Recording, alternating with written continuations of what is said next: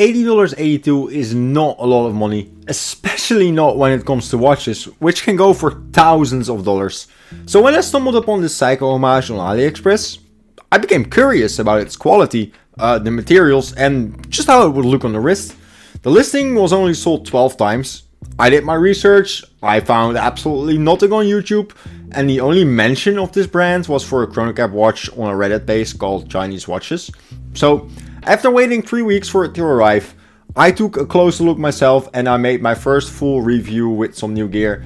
And definitely look the video, because we have some things that might be a little bit deceiving if you look at the advertisement. So let's get it on the bench and take a closer look. So let's take a look at the accessories first. It came in this great Incaseda black box, which we all know too well. And then let's start with this useless piece of plastic that makes no sense. And then when we go to what we actually get with the watch, it's not much. It's just a thingy that says Incaseda Original, which is quite boring, but we get it anyway. So let's get this out of the way, and then let's see how the watch is actually. And let's start with some dimensions and some specifications.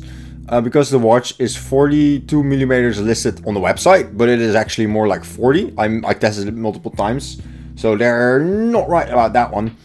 Look to look is 43 millimeters, which is normal for this watch, I guess. I think that's correct. It's normally not listed. The bracelet is a little bit in proportion. It's 80 millimeters. It tapers down a little bit when you go down to the side. And then the last but not least, if we go look at the thickness, it's around 60 millimeters. In the thickness 15 or 60 millimeters. Alright, let's take a closer look here. Let's start with the dial actually. When we have the dial, we see the standard Seiko dial. It's almost identical to the 9065 Homage. So we have like a gray, slate gray black dial. It's a bit of a sunburst. It's actually not bad of a color. It kind of looks good. It's very similar. Let's clean up a little bit. And we have like the squared indices here. On the 12 we have the double, and then on all the other indices except the 3 o'clock we have a squared indice, and then we have a minute marker ring, which is okay. The minute marker ring is okay.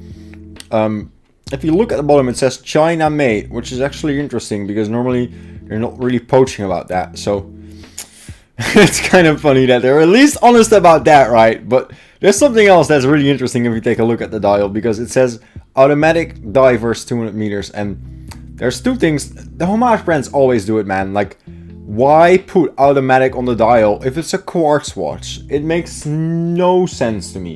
It makes no sense to me. And then secondly, it says diverse 200 meters, but this watch is not 200 meters. It lists as 10 ITM on the website, and I doubt it will even have that. I have more surprises for you. We haven't even gotten started yet. So what else will we have? If we look at the hands here, it's actually quite interesting. It's just silver standard polished hands with some lume on it. It's the same as with the 9065. It's not that bad, the dial. I mean, I wish it would have some more detail. Honestly, I really would like that, but it's honestly not even that bad if you look at it. It has a really cheap date cutout. If you look at it, like, it's always the same on these watches because the movements in it are so small, so the date window has to put more on the inside of the bezel instead of outside, which is really unfortunate. But yeah, it's not that bad. You can see the nice sunburst hue over there. I'm not particularly unhappy about the dial, besides that it's pointing out things that are not correct. Alright, let's put it down here, take a look at the rest. So next up are the bezel and the crystal, and let's start with the crystal because I just cleaned it before I took this shot, but it just gets the fingerprints on it so easily, and that's because of it's a plastic crystal. It's mentioned like that. It is a plastic crystal. It's really cheap. And you can say that, and no matter what I do, I just cannot. You can see it in the lighting, like you can see the fingerprints. You just can't keep it clean. It's about what you expect at this price point, honestly. Like look, I just literally can't keep it clean. Towards the bezel, if we go look at the bezel, it's a really standard edge bezel. It has the same-ish font as the Seiko 9065 diver, but I think it's just a general cheap Submariner diver bezel that they put on here. You can see it, the lume pip is just put on there. It's not beveled or anything. It's just clamped on there, and then You can just feel it's 60 clicks, but it's really different in loudness. It's really loud and clicky, too loud in my opinion. And then you can see there's a lot of space on the bezel. It's not tight at all. It turns easily. It's better like this in my opinion than that it's completely tight, but it's a really cheap bezel.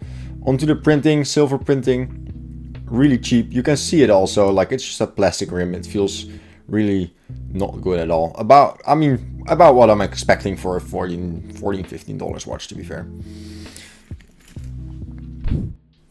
Alright, let's talk about the case next. The case is actually not bad looking. It's a really typical Seiko case. If you look at it, it's completely polished on all sides. It's really round and has that like Seiko case shape. Really short looks, which makes it quite wearable. We'll talk about that later. It's completely polished, it's high polished, but you can see and feel that it's cheap material. It will not be stainless steel. It feels very light if you take it in the wrist, and same with the bezel and the crystal. The fingerprints just stick on it so easily, man. Like, you cannot keep this thing clean, which is a problem with a lot of these cheap watches, honestly. It's not even badly polished per se. Like, I have to clean it again, but it's just really cheap, and the edges are not sharp at all. Like, there's just no sharp edges, which is not really what I was expecting. Like, it's just a very standard case. It's not the worst. I like the design. I like the shape of it. It doesn't look out of shape or out of proportion as with a lot of the other Chinese watches. Like, they just copied the Seiko model, and chapeau to Seiko for design, obviously, on that part. Yeah, not the worst part of it, not the best part of it, but there we go. So, before we turn the watch around and take a look at one of the surprises that we have today, I would like to ask you to subscribe and like the channel. I'm trying to do more reviews. I'm trying to improve the quality. If you want to see more reviews, please give me a subscribe, and maybe let me know in the comments what watch you would like to see me review. I have about 50 watches, and we're going to take a look at all of mine watches. I'm going to buy some new things. We're just going to take an honest look at them. So yeah, thank you for sticking with me up until this point of the video. Let's turn the watch around and take a look at the case back. Alright, I've got the bracelet loose, and the case back is very what you about expect, and that's just the Seiko wave, man, but there's nothing else on it, which is a bit weird. It doesn't look good like at all. And what's really interesting is you might think this is a screw deck, but it's actually not. It's just a standard snap-on case back, and it looks like it's a screw-down case, which makes absolutely fucking zero sense. Like, why would you make and build a screw-down case and then put it on a case that as a just snap-on case back? It makes no fucking sense. It's also why I said that the watch probably is not 200-meter rated, because that's almost impossible with this case. I just don't believe it. So yeah, how about we get it open, and then we'll take a look at what movement is inside, because I'm curious what quartz movement will be in here. Got it off, and there we go. What even is that, bro? Just, as I said, really small movement. That's why the date is so close. SL28, so that's a standard quartz movement. We see that a lot in all of these cheap watches. Not the worst, but like super tiny. It looks cheap. It runs on time, I guess, but that's what in here. Let's take a look on the wrist and about the bracelet after I put it together. Alright, there we go. It's on the wrist. For the bracelet, we have one downside immediately that you spot. Like, it's a completely polished case, but the bracelet is not the same high polished thing or material.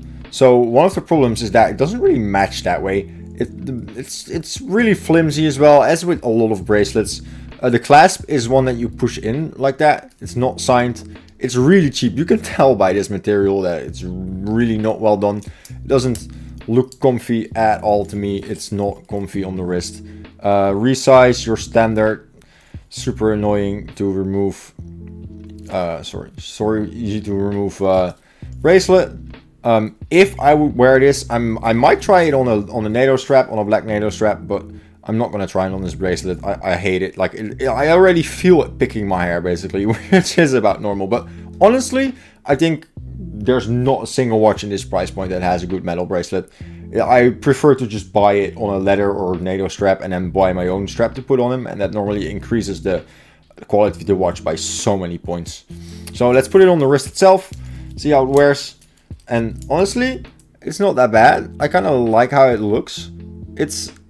I think the best thing this thing has is that it doesn't really look bad. The dial is kind of nice. It sits nicely on the wrist. There's another problem. The bracelet didn't click in. Hello? There we go. Well, point proven about the bracelet, I guess. So yeah, I kind of like it, man. Like, the looks of the Seiko are just great. I love Seiko and their divers. It's a really touted up model. Because of the short looks, even with the like 42 millimeter case, it doesn't wear big at all. So I wouldn't recommend or discourage people with small wrists to buy this. I think it's actually a perfect diver size. And yeah, it's just poor that the bezel is so bad, honestly. That's why I don't really like it.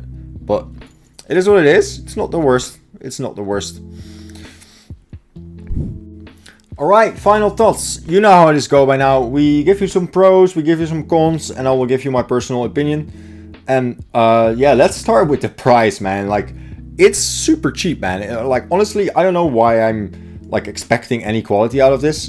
And what you're getting is just looks, basically. Like, there's no real... It doesn't fall apart. It tells the time. I had low expectations. The watch didn't exceed it. It didn't like went below it. That's just pretty much it. If you like the Seiko diver, if you like the looks of it, it actually looks nice. Get a nice strap. You have a really nice watch for a low price point. The problem just is it lacks quality. Like, it's functional. That's it. It deceives a little bit with the text on the dial. It looks like a screw down caseback, but it is just a snap on caseback. The bracelet is trash. It says Incaseda original, but it is a homage watch to the Seiko. Like, it just looks better on pictures than it does in real, and it's exactly what I claim it to be, or what it claims to be, and that's a $20 Seiko homage. If you want my opinion though, I might put it on a strap and wear it a couple weeks, but I'm gonna get bored of this very easily. If you want a good watch for a low price point, I would skip this and go for either Casio, Timex, any known brand that also sells watches for $20 to $50. You get a lot more quality, original designs. Or the second thing that you can do, if you want a lot of bang for buck, save the $20 on this, save up another $20 or $30 or $40, and get like a Bacani or a Heimer. Those are Chinese brands that offer so much better build quality on their watches for like maybe double the price, but it's like triple the quality. So that's about it for today. It's still nice. I'll show you some pictures in the description. Please follow me and subscribe me if you made it to the end of the video. Let me know what you thought of the review, what I could do to improve. And yeah, I'll see you guys next time. See you later.